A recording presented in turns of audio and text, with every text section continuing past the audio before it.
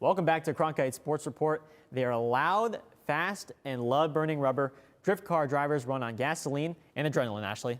Those drivers definitely take their adrenaline rush to the next level. Cronkite Sports reporter Michael Garoffa slides into the drift car scene in Arizona. Rip-roaring engines, burning rubber, exhaust fumes fill the air. Drift cars take the basics of driving and turn it into a sliding, seat-grabbing, adrenaline-pumping joyride.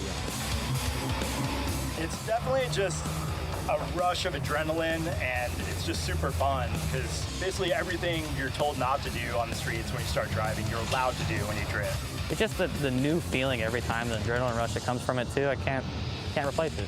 The origins of drifting are largely unknown, but legend has it that it dates back to the 1960s. It all started in Japan back in the day with guys running what they call toge up through the mountains. So a relatively new sport as far as a sanctioned or big, motorsport. It's relatively new in that form. It's unclear when drifting officially began in Arizona, but it started to surface consistently around 2003.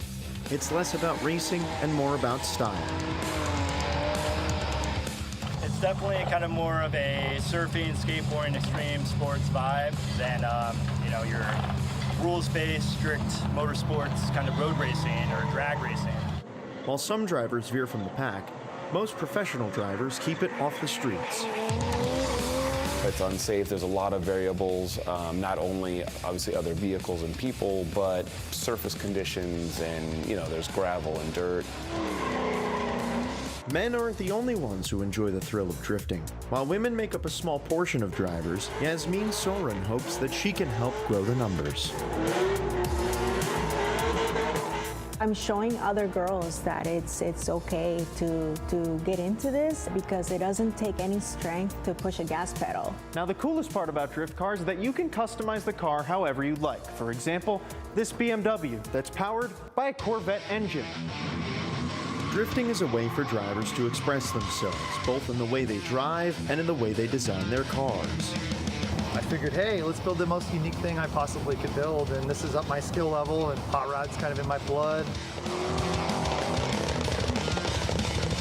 It's more of an expression of how you drive or what you think looks cool by how much angle you have or the speed you enter or the line you choose on the course rather than how fast you can get around it. Every driver tries to put their own little flair into the design of the car, whether it be a simple design or something intricate. I've always liked stylish drift cars that are kind of busy, fancy wheels, sits low to the ground, has an aggressive stance, so it looks fast sitting still, I guess some people would say, something that looks aggressive. So what goes into making a drift car? Not as much as you might expect.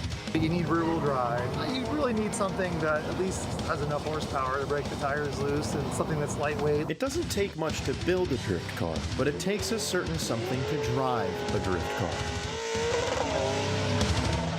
You're out there with your friends and we're doing crazy things and none of us die and we're just having a blast. In Phoenix, Michael Garoffa, Cronkite Sports Report. Want to get a taste of drift cars for yourself? There are many drift and drag events around the valley. There's one May 7th at Wild Horse Pass Motorsports Park from 6 to midnight where you can catch the action.